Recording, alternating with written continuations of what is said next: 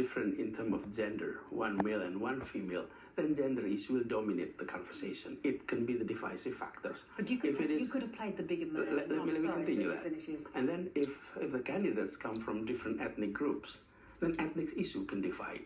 And even sometimes when you have a referendum where there is no person, there is no faith involved, it can be divisive. Look at the Brexit, for example. It was divisive there. There is no person, there's no religion, there's no faith in there. So that is the same thing. When there is a Muslim candidate and a Christian candidate, then religious issue come into equations. So what happened? How you play that card can be a very, very subtle, very, Right. not ugly, not nasty. During election, every side always label the other side in every elections. That was in 2017. I have completed my term now, 5 years. And I didn't challenge those labeling at that time because I don't want to challenge statement with statements. So what I did is I worked 5 years in Jakarta and truly provide equal opportunity, equal treatments to all religious groups and any religious group. And in fact, we created the feeling of stability, the feeling of peace in Jakarta. And now that's all completed.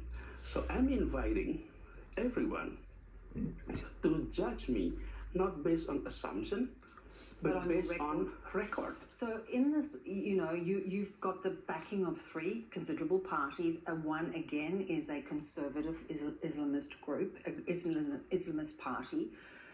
Do you undertake not to go down that path again? Will you try and keep religion out of your presidential bid? And it has been proven that I may have support from various different groups. Yeah.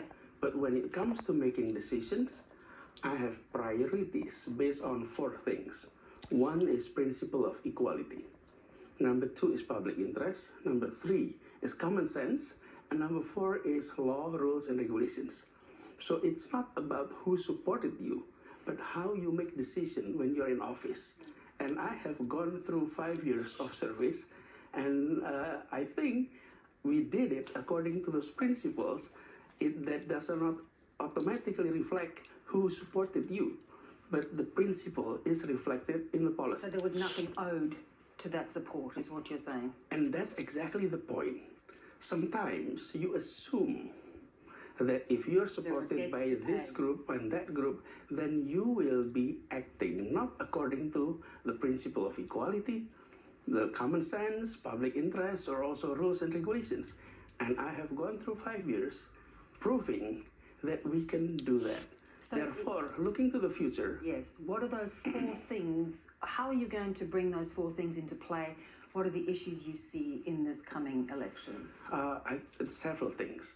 But number 1, we're happy with the economic growth that we are experiencing, despite the fact that we had serious contraction during COVID, which every country across the globe is experiencing. However, we need to improve the quality of our growth. What does it mean? It means growth is reflected in the numbers, the percentage of growth. But that does not reflect the distribution of that growth. Our economy has been centralized in Java and also northern coastal of Java especially. What we'd like to do is to expand into regions of Indonesia. So center for economic growth is not only in certain places, but in major area of Indonesia. So equality is something that we would like to address in the area of economic development, in the area of education, which matters a lot. If quality of education is happening across Indonesia, so parents don't have to send their kids to major cities in Java for quality education. That's 2. Number 3 is healthcare system across Indonesia. So the bottom line, and this is a major hope for people across Indonesia, is that equal access to jobs, to source of economic growth, to quality of education, to quality of healthcare. And then on top of all of that is policy with regard to agriculture, policy with regard to fisheries, and we are a very rich natural resources country, and systematic approach on allowing equal growth across this region is of interest in the general public. I've traveled quite a few in the past few months.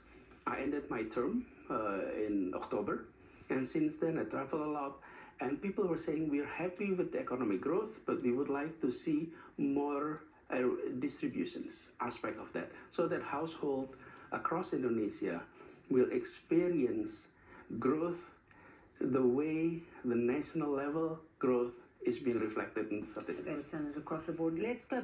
I want to finish where we started, and that was where you talked about balance in the region. You know, how do you feel about China's growing influence and grab for power? Indonesia has, you know, is beholden to China on a number of big projects. Is that a concern to you?